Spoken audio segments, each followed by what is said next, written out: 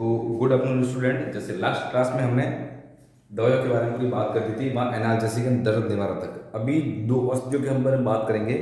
दो औषधियों की, पहला कि पशु को कब्जी हो जाती है ना, मतलब 2 3 4 दिन से वह गोबर बाहर नहीं निकाल रहा है, गोबर करने के रास्ते में गोबर सूख गया है, गोबर बाहर नहीं निकाल रहा है, तो एक तो गोबर को बाहर निकालने के लिए कब्जी हो गई है, तो कब्जी को तो या शरीर के अंदर रूमन के अंदर गैस भर गई, आफरा आ गया, तो आफरे को खत्म करने के लिए, और दूसरा जो कब्जी हो गई है गोबर को बाहर निकालने के लिए कौन कौन सी दवाई है। और ये बहुत ज़्यादा होता है आफरा आना, आफरा बहुत ज़्यादा ही होता है पशु में, बहुत ज़्यादा आफरा होता है। ठीक है, गाय भैंस में रोजाना 1 2 केस आपको फील्ड में मिल जाएंगे आफरे के। ठीक है, जिसमें रुमन में गैस भर जाती है और लेफ्ट साइड में जो रुमन है, जो फ्लैंक रीजन है वहाँ फुला हुआ दिखता है, तो गैस भर जाती है या आफरा आ जाता है या फिर कब्जी हो जाती है, तो कब्जी को खत्म करनी है वो कौन कौन सी दवाई है। ठीक है, जैसे पशु गोबर नहीं कर रहा है तो गोबर को बाहर निकालने के लिए कौन कौन सी दवाइयाँ हैं। ठीक है, और दूसरी अगर आफरा आ जाता है, गैस भर जाती है, तो गैस को बाहर निकालने के लिए कौन कौन सी दवाइयाँ हैं, उसके बारे में अपन अभी पढ़ते हैं, जो फील्ड में भी काम आएगी और आपके एग्जाम में भी काम आएगी। तो पहले बात करते हैं हम कब्जी के अंदर। किसके अंदर? कब्जी, यानी पशु गोबर नहीं कर पा रहा है, गोबर करने में कोई दिक्कत है, वो बात अलग है। गोबर नहीं करने के बहुत से कारण हो सकते हैं। ठीक है, कि जैसे कि जाम लग सकता है, अटकन हो सकती है, टॉर्सन हो सकता है। ठीक है, तो पर अगर सामान्य बात करते हैं, अगर कब्जी हो गई, उसको गोबर नहीं कर रहा है, उसके लिए कौन कौन सी दवाई देते हैं। ठीक है, तो कब्जी कब्जी को दूर करने के लिए जो पहले दवाई देते हैं उसको बोलते हैं अपन परगेटिव। क्या बोलते हैं? परगेटिव। तो परगेटिव एक टर्मिनोलॉजी है आपके फार्माकोलॉजी में। ठीक है, जो आप पढ़ोगे आपके 5वें पार्ट में और 10वें पार्ट में। किसमें? एक तो सॉरी 5वें नहीं, एक तो 10वां पार्ट है फार्माकोलॉजी उसमें, और एक जो पार्ट है पाचन तंत्र पे काम करने वाली औषधियाँ। ठीक है, उसके अंदर आप ये पढ़ोगे परगेटिव क्या होता है। बहुत से प्रकार के होते हैं परगेटिव, बहुत से प्रकार के, 4 5 प्रकार के होते हैं। ठीक है, उसमें से मैं, पर वो फार्माकोलॉजी की बात नहीं, आपको मेडिसिन की बात करेंगे, फील्ड में कौन कौन सी दवाई अपन यूज में कर सकते हैं। तो पहले कौन सी है? परगेटिव। परगेटिव को हिंदी में बोलते हैं दस्तावर। क्या बोलते हैं? दस्तावर। यानी कब्जी खुल गई, अब दस्त लगानी है उसको, दस्त को रोकनी नहीं है, दस्त लगानी है। दस्त हो जाएगी, पतली हो जाएगी, गोबर तो ऑटोमेटिक शरीर से बाहर निकल जाएगी। तो दस्तावर दवाइयाँ जो कब्जी के समय काम में लेते हैं। ठीक है, वो कौन कौन सी है? तो पहले तो कौन सी है? मैग्नीशियम के लवण। जो मैग्नीशियम के लवण होते हैं ना, ठीक है, जैसे magnesium sulphate, magnesium chloride, magnesium phosphate, तो जो भी पीछे ये लग रहे हैं मैग्नीशियम के पीछे, तो मैग्नीशियम वाली कोई भी दवाई यूज करनी है। तो पहले कौन सी है? Magnesium sulphate. कौन सी है? Magnesium sulphate. दूसरी है MgO, मैग्नीशियम ऑक्साइड। उसके बाद मैग्नीशियम क्लोराइड। ठीक है, उसके बाद सोडियम के जो भी लवण हैं, जो नमक वाले हैं, नमक का पानी हो गया, नमक के घोल वाले, सोडियम वाली बात करते हैं, तो सोडियम के लवण जैसे सोडियम बाइकार्बोनेट, सोडियम कार्बोनेट। ठीक है, और अभी नेक्स्ट कौन सी? जैसे तेलीय पदार्थ है, वो तेलीय पदार्थ अपन दे सकते हैं, तेल भी देना जरूरी है, उसकी कब्जी खुल जाएगी। तेल जैसे अरंडी का तेल।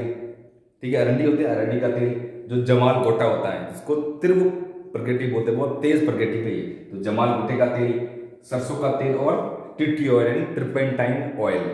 ठीक है, तो वापस सुन लो, कब्जी को दूर करना है उसके लिए कौन कौन सी दवाई है। तो मैग्नीशियम के जो भी सल्फेट है उसमें मेन इंपॉर्टेंट रहता है एक तो आपका मैग्नीशियम सल्फेट। कौन सा? Magnesium sulphate. तो ये इंपॉर्टेंट है, मैग्नीशियम सल्फेट भी याद रखना।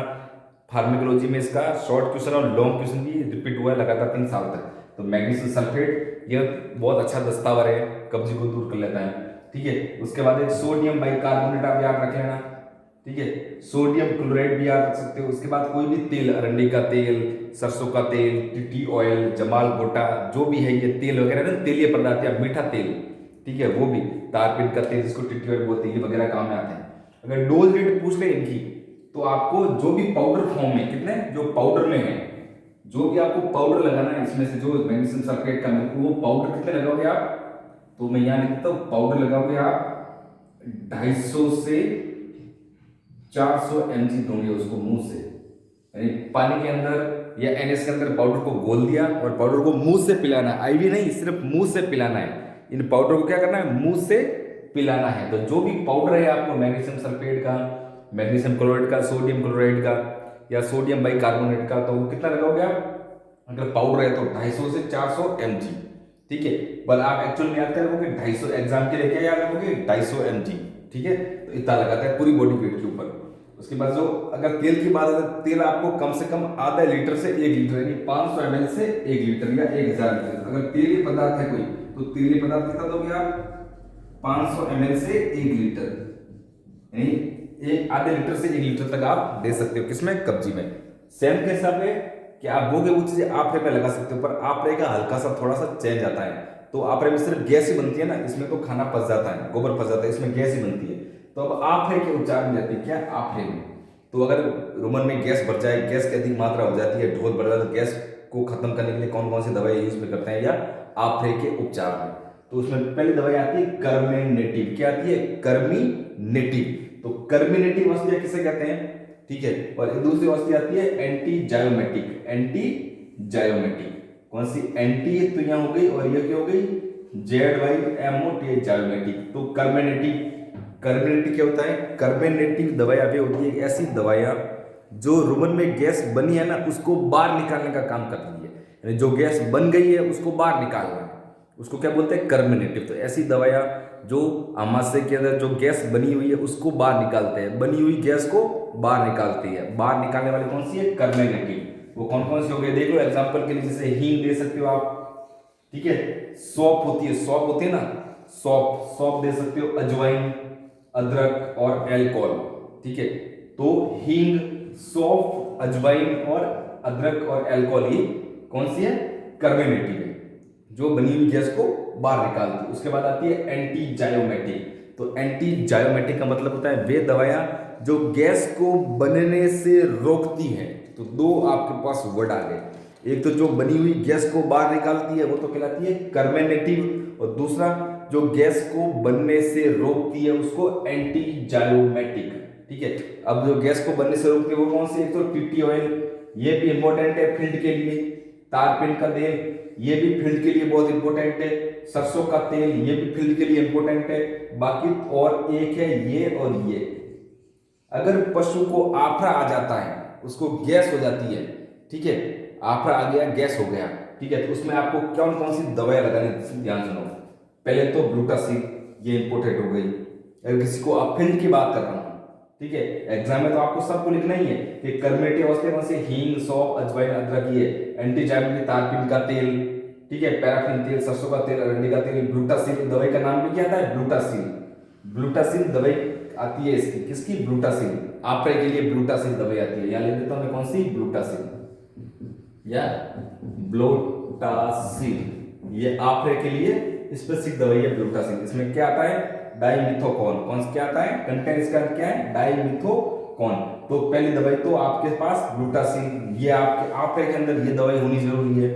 दूसरा आता है सोडा बाइकार्बोनेट, दूसरी दवाई आपरे में आपके पास ये होनी जरूरी है, फील्ड में काम करो तो, ठीक है।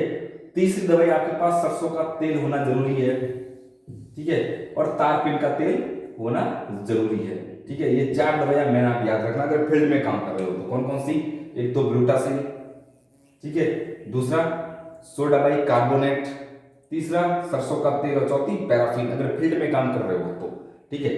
अब बात करते हैं ग्लूटासिन कितनी देनी है, ग्लूटासिन, तो ग्लूटासिन देनी है आपको कम से कम 100 ml और अधिक से अधिक 200 ml। अगर बड़ा पशु है तो, अगर गाय भैंस है उसको 100 ml मुंह से पिलानी है, क्या करनी है, मुंह से पिलानी है। उसके बाद सोडा बाइकार्बोनेट, अगर ये पाउडर रूप में है, किसमें, पाउडर में, तो आप इसको आधा किलो यानी लगभग 400 से 600 ग्राम दे सकते हो, कितना, 400 से 600 ग्राम, ठीक है। तो सोडा बाइकार्बोनेट है वो कितना दोगे आप, 400 से 600 ग्राम, अगर मुंह से दे रहे हो तो, ठीक है। ग्लूटासिन है जो पीने की दवाई आती है, मार्केट में मिलती है, ठीक है, वो कितना दोगे, कम से कम 100 ml और अधिक से अधिक 200 ml मुंह से पिलाना है। सरसों का तेल आ जाए, ये भी कम से कम आपको 500 ml यानी आधा लीटर, कितना, आधा लीटर आपको पिलाना है। अगर तारपीन का तेल है ये आपको 60 ml तक पिलाना है, कितना, 60 ml, अधिक से अधिक 60 ml, 100 ml की क्रॉस नहीं करनी है, किसमें, तारपीन का तेल के अंदर, ठीक है। तो तारपीन का तेल कितना, 60 ml, ठीक है। ग्लूटासिन कितना, 100 से 200 ml, सोडा बाइकार्बोनेट पाउडर में है तो 400 से 600 ग्राम देना है। और वो अगर इंजेक्शन के रूप में हो तो वो भी आप कितना, अगर इंजेक्शन है वो आईवी लगना है, आईवी तो बहुत जल्दी फर्क पड़ेगा। आप में अगर कोई आईवी लगाते हैं सोडियम बाइकार्बोनेट को तो बहुत अच्छा रिजल्ट आता है। तो ये कितना लगा सकते हो आप, 60 से 100 ml, कौन से, आईवी। और आईएम लगाना है तो वो थोड़ा ध्यान से लगा सकते हो, पर लगाना नहीं चाहिए, उससे भी ठीक हो जाएगा। तो ये दवाइयां हो गई कब्जी को रोकने के लिए। प्रगेटिव कौन कौन सी है, मैग्नीशियम के लवण, magnesium sulphate, magnesium chloride, sodium bicarbonate, sodium carbonate, उसके बाद ये तेल है, अरंडी का तेल, जमाल गोटा, सरसों का तेल। उसके बाद आफे को कम करने के लिए कर्मेटिक जो बनी हुई गैस को बाहर निकालती है, कौन कौन सी है, हींग, सौंफ, अजवाइन, अदरक, अल्कोहल। उसके बाद एंटी जायमेटिक जो गैस को बनने से रोकती है, वो कौन सी, तारपीन का तेल, पैराफिन का तेल, सरसों का तेल, अरंडी का तेल, और रामबाण इलाज इसका ग्लूटासिन। ग्लूटासिन कौन सी होती है, डाइमिथोकॉन, ठीक है, और सोडा बाई कार्बोनेट। अब इनके साथ आप क्या कर सकते हो, अगर इसका उपचार अगर आप आईवी लगा सकते हो तो इसके साथ आप आरएल आता है, इलेक्ट्रोलाइट्स नहीं आता, आरएल, आरएल आता है ना, इलेक्ट्रोलाइट्स, ठीक है, सोडियम वाला लवण, उसको आप आईवी लगा सकते हो 102 लीटर तक, ठीक है। तो ये हो गई आपकी दवाइयाँ मेन जो किसके काम आती है, कब्जी के लिए या आफरे के लिए, ठीक है, ओके।